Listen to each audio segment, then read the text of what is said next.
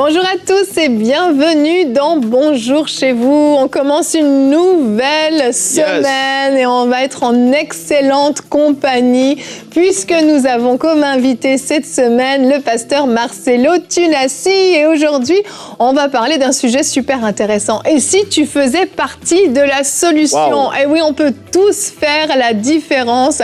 On va parler de ce thème donc avec Frank et notre invité. Bonjour pasteur Marcelo. Bonjour, bonjour. Quel plaisir de vous avoir dans Bonjour chez vous. C'est une grande première. Oui, tout à fait. Franchement. Ça fait plaisir. Ah ouais. On est très, très honorés de vous recevoir. Vraiment, merci beaucoup. Merci pour l'invitation. Alors, je vous présente, mais je ne sais pas si c'est nécessaire parce que je pense qu'à la maison, vous connaissez tous le pasteur Marcelo Tunasi. Mais au cas où, vous êtes le pasteur de l'Église de la Compassion au Congo, Congo RDC. Et vous avez une œuvre exceptionnelle dans la francophonie parce que ce n'est pas seulement au Congo. Vos vidéos, Absolument. Vos prédications sont énormément suivies. Vous impactez beaucoup de monde. Et vraiment, je le redis, c'est un honneur de vous avoir dans Bonjour chez vous. Merci d'être là. Merci de m'avoir reçu. Aujourd'hui, pasteur Marcelo, vous allez être un expert. Alors, vous voyez, vous aurez plein de casquettes cette semaine. le coach, l'expert. Aujourd'hui, vous faites une rubrique réponse d'expert, les secrets de la croissance de l'Église. De quoi allez-vous nous parler dans cette rubrique? Je vais parler de ce qu'il faut faire pour voir une église locale grandir, parce que ce ne sont pas toutes les églises qui grandissent. J'ai prié dans une église qui avait fait 7 ans avec 20 fidèles. Wow! Et puis j'ai prié dans une autre église qui avait fait, je crois aussi, 6 ans avec 200 fidèles. Et moi-même, j'ai commencé une église. Pendant 11 ans, on n'avait que 600 fidèles. Et après, j'ai découvert des choses. Cette église est passée de 600 à 12 000 personnes. Et aujourd'hui, la communauté a 20 000 personnes. Wow. Et j'aimerais partager ce que Dieu m'a révélé. Waouh, merci beaucoup. Donc, c'est une émission qui s'adresse quand même aux leaders, aux pasteurs, mais pas uniquement. On va s'adresser à tout chrétien. Mais dans cette rubrique, vous pourrez vraiment vous adresser aux leaders et aux pasteurs. Merci beaucoup, parce que c'est vrai que c'est des conseils qu'on ne peut pas obtenir tous les jours. Le pasteur Marcelo qui vient de vous donner des conseils pour la croissance de votre église. Mesdames, messieurs, prenez des notes. Il va faire combien d'émissions cette semaine, pasteur Marcelo? 4 émissions. Waouh. Eh ouais. Bonne semaine. On vous fait travailler cette semaine. Pas de congé quand on vient à EMC. Et moi, quand il fait froid, c'est bon. La chaleur me fatigue, mais le froid me garde. Nous, on a chaud en ce moment et pour pasteur Marcelo, il fait froid. Nous, on sort de l'hiver, on est bien là. Froid, là. On a 20 degrés en vous, c'est presque l'été. Ah ouais, on est bien. C'est tellement drôle. Allez, on va commencer donc tout de suite cette émission avec notre pensée du jour.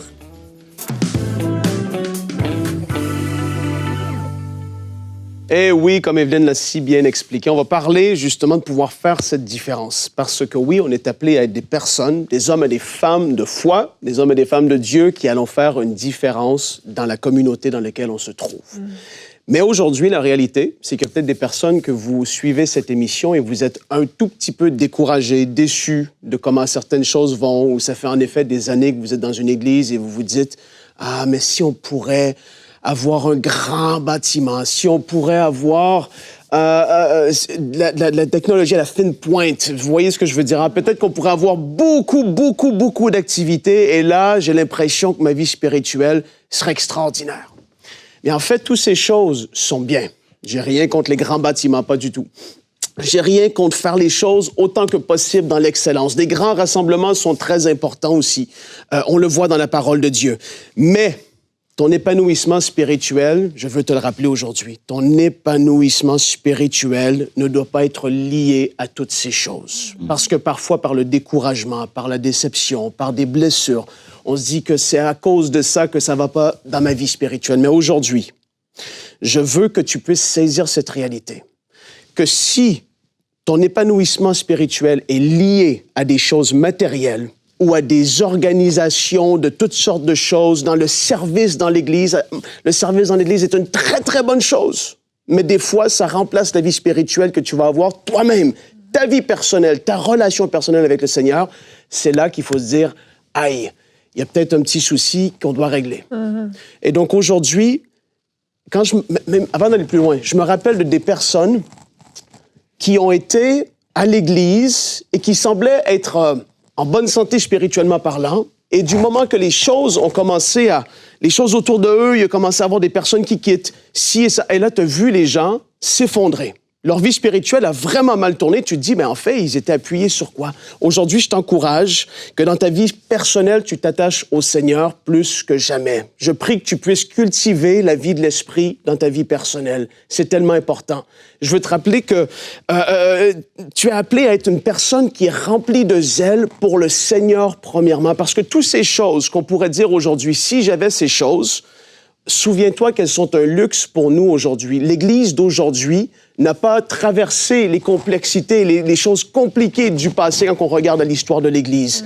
Quand on pense à comment les choses sont faites aujourd'hui, la culture de l'Église aujourd'hui, il y a des bonnes choses, des choses positives. Mais il y a une Église souterraine persécutée qui est aujourd'hui dans le monde entier. Ces gens sont en feu pour le Seigneur. Oh Seigneur, je sens ta présence. Les personnes sont passionnées par le Seigneur, malgré qu'ils sont persécutés et ils n'ont rien autour d'eux qui pourrait attirer le regard naturellement parlant dans le matériel et toutes ces choses. Alors aujourd'hui, peut-être que toi, tu es appelé à intensifier ta relation avec le Seigneur. Je termine par ça, Romains 12, verset 11. « Ayez du zèle et non de la paresse, soyez fervents d'esprit, servez le Seigneur. » Wow! Alors que toi, tu vas commencer à être de plus en plus fervent dans l'esprit, personnellement. Toi, avec Dieu, j'ai dû passer par là moi-même. Les choses autour de toi, les choses qui vont être des excuses aujourd'hui vont devenir comme... Non, moi, en fait, je veux être un moteur dans mon église locale. Je veux être une personne qui va porter les autres. Je veux être une personne qui va être fort spirituellement. Je veux être fervent d'esprit afin de faire une différence. Et alors, tu vas pouvoir te dire que, wow, c'est vrai, je suis une pierre vivante. Je suis appelé à moi-même amener quelque chose à mon église locale. Même si elle est dans cet état aujourd'hui, je vais choisir la bonne part, de me refocaliser sur le Seigneur et de me dire, Seigneur, je vais être en feu pour toi, passionné de toi, et je veux faire la différence. Et donc, vous voyez, c'est dans cette optique-là dans laquelle on vous parle aujourd'hui dans cette émission. Tu es appelé à faire la différence toi-même aujourd'hui. Ne cherche pas toutes sortes d'excuses, mais sois une personne remplie de l'Esprit qui va vraiment faire la différence. Amen. Merci, Seigneur. Je sens ton zèle, Frank. J'avais d'autres versets, j'avais des choses à dire, mais là, Evelyne, ça sera une prochaine fois. Une prochaine fois. Garde-les, parce que j'ai aimé ta pensée et je vais surenchérir. Moi, j'ai un verset aussi, c'est notre verset du jour qui va dans la même direction. Le psaume 69 au verset 10 nous dit « Car le zèle de ta maison me dévore ». Est-ce que c'est votre cas à la maison? Alors, je ne veux pas rentrer dans un débat. Si une église bat un peu de l'aile, c'est la faute que des leaders, c'est la faute que des membres. Je pense qu'il y a vraiment une responsabilité commune. La question n'est pas là. La question, c'est de se dire individuellement, personnellement, qu'est-ce que je peux faire pour vivre en fait ce réveil déjà dans ma propre vie. Tout à fait. C'est très facile de pointer du doigt les choses qui ne vont pas. On peut tous le faire. Il y a toujours des choses qui ne vont pas. Dans n'importe quelle institution, on peut toujours améliorer. C'est très facile de dire il y aurait ça, il y aurait ça.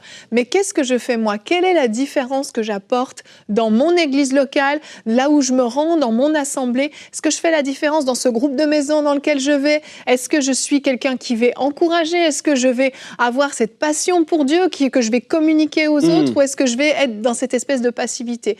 Et des fois, je pense qu'il faut trouver cet équilibre et puis être soi-même en feu pour pouvoir ensuite mettre le feu aussi autour de nous. Oui. Une fois, j'ai tenu une réunion avec les formateurs de l'Église. Et il y a un frère qui dit « Les gens quittent l'Église parce que quand ils ont des deuils, l'Église n'intervient pas. Les gens quittent. » Alors je lui ai dit « Frère, tu es déjà allé dans combien de deuils ?» Tout d'un coup, il s'est senti bizarre. Pour lui, l'Église, c'est le bâtiment qui doit aller dans les deuils. C'est le prédicateur qui doit aller quand quelqu'un tombe malade. C'est pas lui. J'ai dit « Frère, moi je suis pasteur, mais j'ai le temps d'aller dans les deuils. Mais toi, est-ce que tu vas dans ces deuils ?» Souvent, nous tombons dans l'irresponsabilité. Nous pensons que l'Église, c'est l'autre. À l'Église, alors que l'Église, c'est moi. L'Église, c'est toi. L'Église, c'est nous tous. Amen. Et lorsque l'Église perd le feu, il faut dire « j'ai perdu le feu ». Lorsque l'Église ne grandit pas, il faut se poser la question « est-ce que je gagne les âmes ?» Lorsque l'Église tombe dans la médiocrité, il faut se poser la question « est-ce que je suis excellent ?» Le fait de croire que c'est l'autre qui est l'Église amène l'Église à ne pas grandir parce que beaucoup de chrétiens vont à l'Église pour recevoir au lieu de donner, d'apporter. Qu'est-ce que tu apportes à l'Église? Des fois, on dit que l'Église n'est pas propre, mais est-ce que tu la balayes? L'Église n'a pas le piano, est-ce que tu l'as acheté? Alors, il faudrait responsabiliser les chrétiens. C'est ton Église. Et déjà, vous pouvez savoir qu'un chrétien n'a pas ce sens de responsabilité lorsqu'il dit « votre Église ». Oui, c'est vrai. Tout à fait. Votre Église, mais il prie, ça fait 3 ans, 4 ans dans une Église, il dit « votre Église a des problèmes ». C'est déjà un signe qu'il ne s'identifie pas à l'Église. Ouais. Mais c'est vrai ce que vous dites, c'est très vrai. Puis je pense que c'est vraiment une prise de conscience individuelle qu'on doit avoir, que chacun de nous doit avoir en fait. Et ces choses qu'on peut poser, ces actions qu'on peut poser qui peuvent faire toute la différence. Et vraiment, j'aimerais nous encourager à mettre en pratique ce que le pasteur Marcelo vient de nous partager. Oui, on a chacun notre part de responsabilité. Et puis, j'aimerais faire une petite parenthèse, si vous me le permettez, parce que j'ai un commentaire d'un partenaire. Vous le savez, on est dans notre campagne de dons des 20 000 partenaires. Et on a un commentaire qui, en fait, a eu cette réflexion, qui s'est dit, est-ce que je peux être la solution, moi aussi? Et j'ai trouvé que ça valait la peine de vous le partager. Donc, il s'agit de Jean, qui vient de la France, et il nous a dit qu'il était en train d'écouter le replay du live Grande Nouvelle. Je ne sais pas si vous l'avez suivi, pasteur Marcelo, c'était un live qui avait été fait, pas encore. Et il nous dit, je me décide enfin à vous soutenir mensuellement. Je suis fière de pouvoir soutenir vos projets, surtout ma Bible, qui me tient vraiment à cœur, pour que cette appli fasse la différence dans la vie des jeunes. Et en fait, quand je disais, je me décide enfin à vous soutenir, on comprend que ça fait longtemps qu'il nous suit, longtemps qu'il suit, mais il n'avait jamais fait ce pas. Et il a réalisé, en fait, et si ma portion pouvait faire la différence. Et j'ai envie de vous poser la question à vous qui êtes à la maison. On a parlé de notre implication dans l'Église locale, mais j'aimerais aussi vous parler de cette implication dans ce projet, dans cette œuvre qu'est EMCI. On parle de cette application Ma Bible depuis maintenant un bon moment, vous en entendez parler, mais vous aussi, vous pouvez contribuer, vous pouvez faire la différence, vous pouvez mettre votre pierre à l'édifice pour construire cette application. Vous n'êtes peut-être pas un technicien, un ingénieur, un visionnaire, mais vous pouvez, par votre soutien, permettre que cette application voie le jour et faire la différence dans la vie de tellement de personnes. Alors aujourd'hui, je fais appel à vous qui n'êtes pas encore partenaire et peut-être comme Jean, vous allez dire aujourd'hui, je me décide enfin à soutenir cette œuvre. Si c'est le cas, vous pouvez aller sur emcitv.com/20 000 et vous pouvez vous aussi faire partie de cette œuvre et faire la différence en soutenant mensuellement EMCI TV à hauteur de 35 € ou plus. Et j'en profite pour remercier chacun d'entre vous qui êtes déjà partenaire et qui soutenez cette œuvre. Merci du fond du cœur. Et on va enchaîner. Je ne veux pas prendre trop de temps, mais je veux vraiment que vous ayez assez de temps pour pouvoir faire votre rubrique Réponse d'expert. On va voir quelques conseils, quelques secrets pour la croissance de son Église.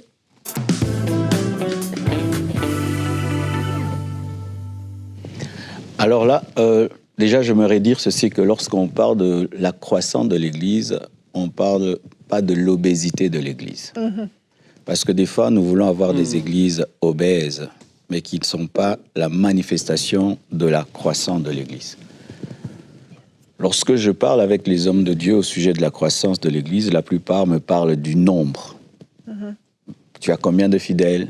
10 000, 20 000, 3 000, méga church. Mais on peut avoir 30 000 fidèles, mais c'est une église obèse. Mais ce n'est pas une église en bonne santé. Le premier pas vers la croissance, ce n'est pas le nombre de fidèles. Ce n'est pas la croissance géographique, numérique, financière et matérielle. C'est la croissance spirituelle. Ouais. La première église était caractérisée par la crainte de Dieu. Les disciples craignaient Dieu et il y avait des miracles, des prodiges. Ils vivaient dans la communion fraternelle, dans l'unité. C'est alors que la croissance numérique est venue. Et même quand il y avait une croissance numérique par la prédication de Pierre, 3000 personnes, c'était de la qualité. Amen. Alors déjà, la première chose que j'aimerais dire, il ne faut pas d'abord chercher le nombre. Un jour, un pasteur a perdu un fidèle qu'il aimait beaucoup, un papa. Et il a beaucoup pleuré. Et puis Dieu lui a dit, pourquoi tu pleures comme ça? Il dit, mais cet homme me soutenait, il m'aimait, il était toujours là. Et puis Dieu lui dira, mais réjouis-toi, depuis que tu es pasteur, c'est la première fois que tu envoies quelqu'un au ciel.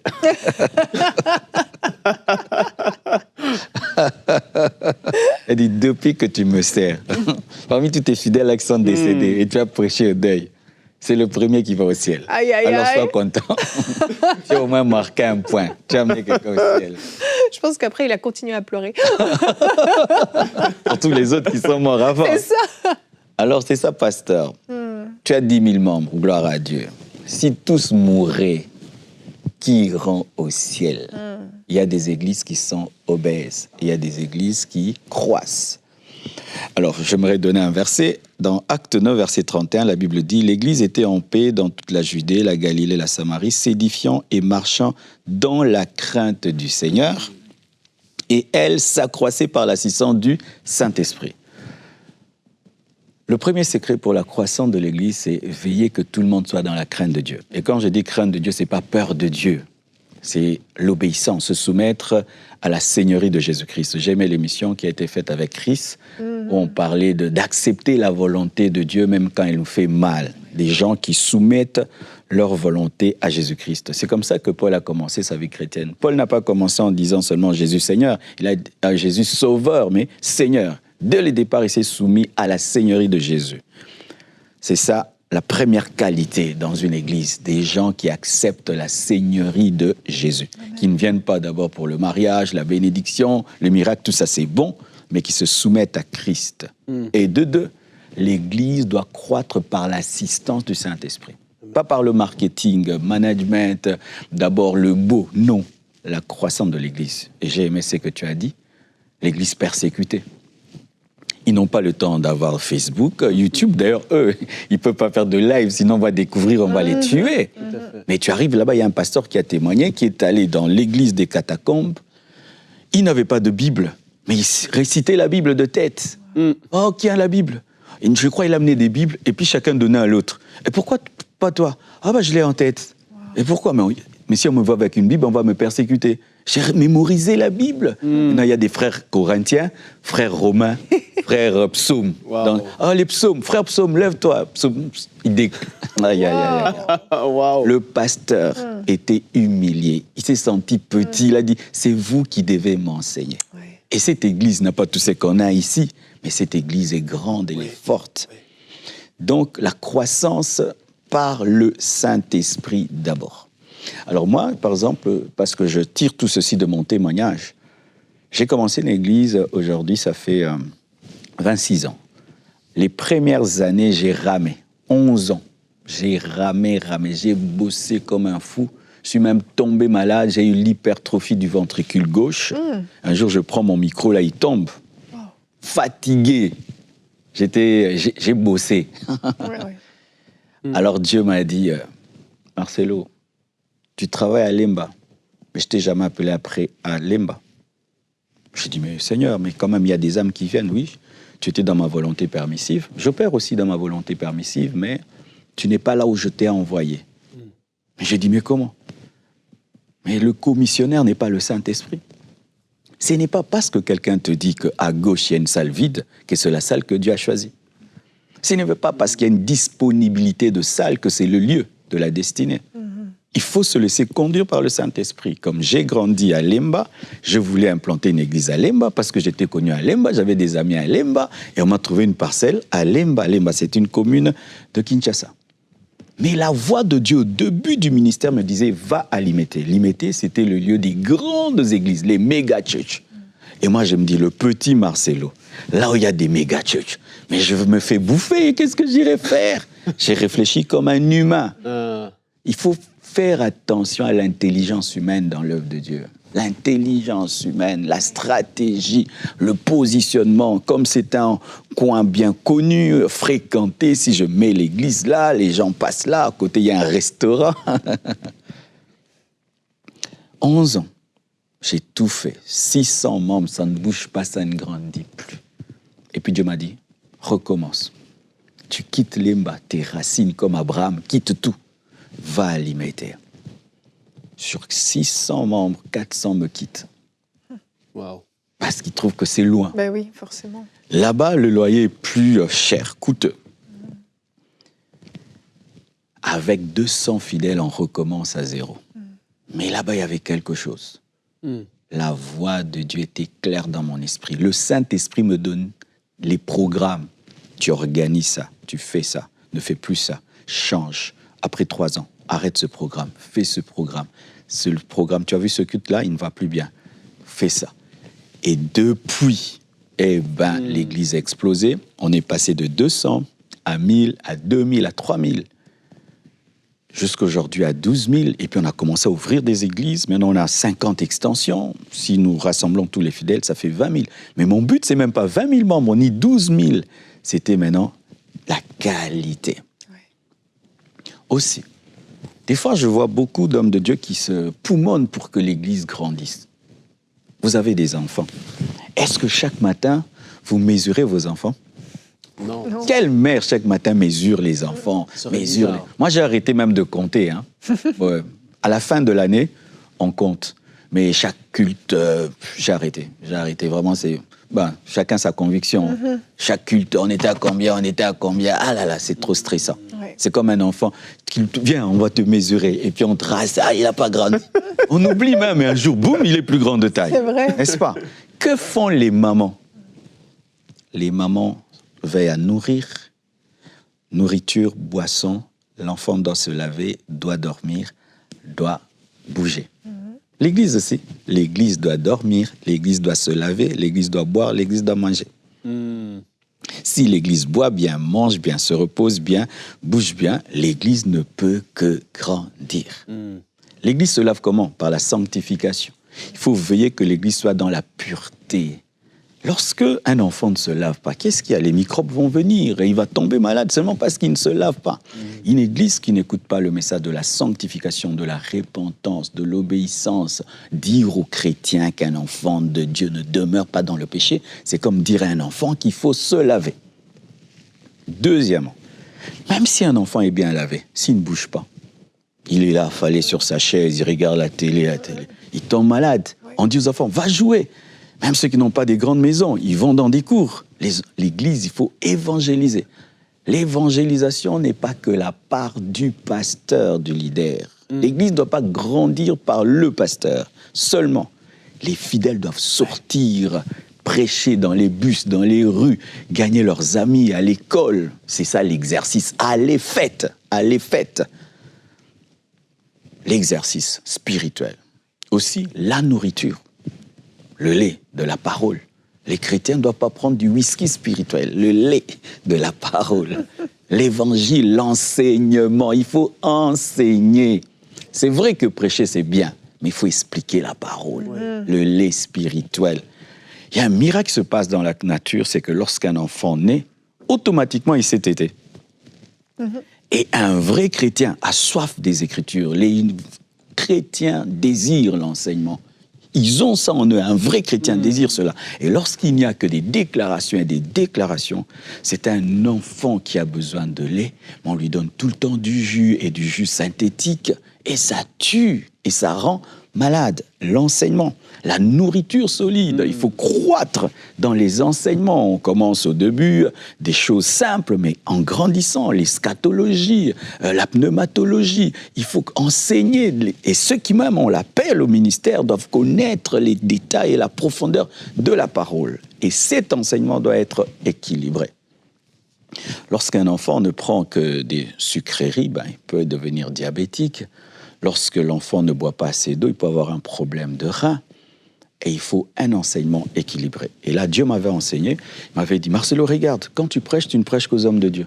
Je dis, comment? Suis tes prédications. Et je conseille cela aux hommes de Dieu. Il faut toujours s'écouter après avoir prêché. Pas seulement ce que tu as dit aujourd'hui, pendant toute l'année. Regarde tes thèmes et tu vas te rendre compte que des fois, tu ne prêches qu'aux mariés, tu as oublié les célibataires. Tu ne prêches qu'aux mamans, tu as oublié les papas. Tu ne prêches qu'aux papas, tu as oublié les mamans. Tu prêches... Et moi, je prêchais tout le temps aux hommes de Dieu. Un homme de Dieu, un prédicateur, Et Dieu m'a dit, mais vraiment, toi, tu es un pasteur des prédicateurs, hein? J'ai dit, comment? Mais maintenant, le papa là qui n'a pas l'appel à prêcher, là, qu'est-ce que tu lui dis? Et cette femme-là qui va au marché, tu lui dis quoi? Oh, alors je fais quoi? Mais tu dois donner un enseignement équilibré pour tout homme. Amen. Alors, Dieu m'a inspiré une manière de fonctionner où tout le monde doit recevoir la nourriture. Parce que certains sont impactés par les miracles, mais d'autres par la connaissance. D'autres, c'est pas la connaissance. D'autres, c'est la communion fraternelle. D'autres, le fait que tu parles des familles. D'autres, c'est par la connaissance profonde des Écritures. Mais d'autres aussi, c'est par la motivation, parce qu'il y a des personnes découragées dans la vie. Être un pasteur pour tous. J'aime beaucoup le riz Parce que j'ai grandi avec le riz. Là où je vis, c'est le riz. Mais des fois, je me lasse du riz, quoi. Alors aussi, il faut éviter d'avoir une église monotone. Oui. Des fois, tu sors avec les enfants, vous jouez au billard et puis après, vous priez. Ça change aussi parce que, si Jésus tarde à venir, on est ensemble pendant très longtemps. Des fois, on oublie que des fois, les fidèles peuvent se lasser de ton visage. Alors, des fois, tu laisses la chair. Quelqu'un d'autre prêche. Comme ces derniers temps, j'ai fait 3 semaines. Je ne suis pas à Kinshasa. Quand je vais rentrer, rien que dire Alléluia, Amen. Parce qu'il y a longtemps. Ouais. Nous oublions que l'Église, c'est le corps du Christ. Alors, si c'est le corps, alors un corps physique, il a besoin de quoi? Alors, si spirituellement nous donnons au corps du Christ ce que nous donnons au corps physique, le corps du Christ grandira. Et c'est extraordinaire que Dieu nous confie son corps. Amen. Amen. Imagine ça. Donc, depuis que je fais cela, je suis au repos. Je ne suis plus, je fais quoi? Non, Dieu, tu veux quoi pour ton Église? Et ça rend humble. Oui. Il fut un temps, on avait un programme qui échouait. On avait un très bon culte du mercredi. Vendredi, il n'y avait pas une grande participation. J'ai tout fait, communiqué, venez, ne ratez pas, ce sera puissant, fort. Et puis Dieu m'a dit, mais tu ne m'as pas consulté pour le programme du vendredi? Viens vers moi, je vais te dire. Il me dit, regarde, tu enseignes beaucoup, mais tu ne donnes pas assez de temps aux gens pour prier. C'est comme si tu me donnes du pain. Mais j'ai besoin quand même d'un thé et un café pour accompagner. Il y avait trop de pain, pas de café. Il faut qu'il y ait un temps de prière où les gens prient 2 heures, 3 heures du temps. Mais tu n'as pas le temps pour ça parce qu'il faut une heure d'enseignement et puis 30 minutes de prière. Comment tu vas faire? Mais des veillées. On a mis en place une veillée qu'on appelle VVF, Veillée des Vaillants de Feu. De 0h à 6h, 7h, les gens viennent. Et parce que samedi, ils ont congé, c'est la réunion la plus remplie de la semaine où il y a des miracles, des prodiges, les gens des autres églises viennent. Ah oui. Et vraiment, je suis à l'aise. On a le temps de prêcher, d'écouter les témoignages, de prier pour les malades. C'est le programme qui marche. Et quand les gens pourront... Ah, Marcelo, tes veillées marchent.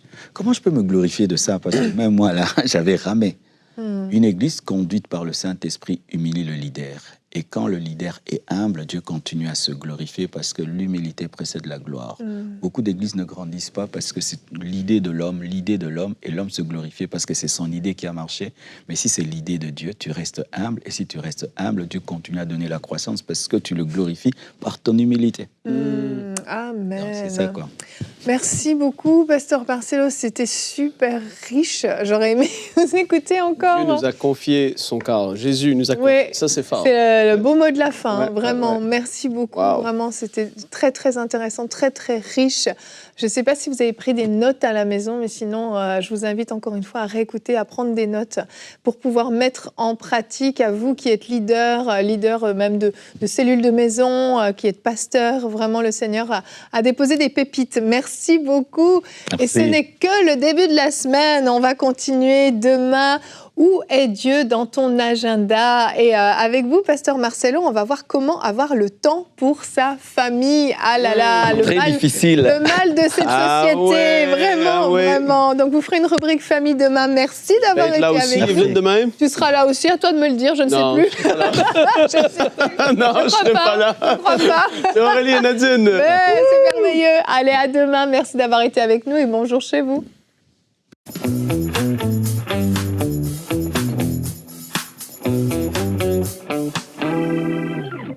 Lorsque je donnais ma vie au Seigneur Jésus-Christ, le tout premier exaucement était le fait qu'il m'ait donné de l'argent pour acheter ma Bible, ma toute première Bible. J'y ai écrit dessus mon nom et je l'ai même peint tout autour en bleu. Je pouvais souligner, surligner et mettre des commentaires particuliers dessus.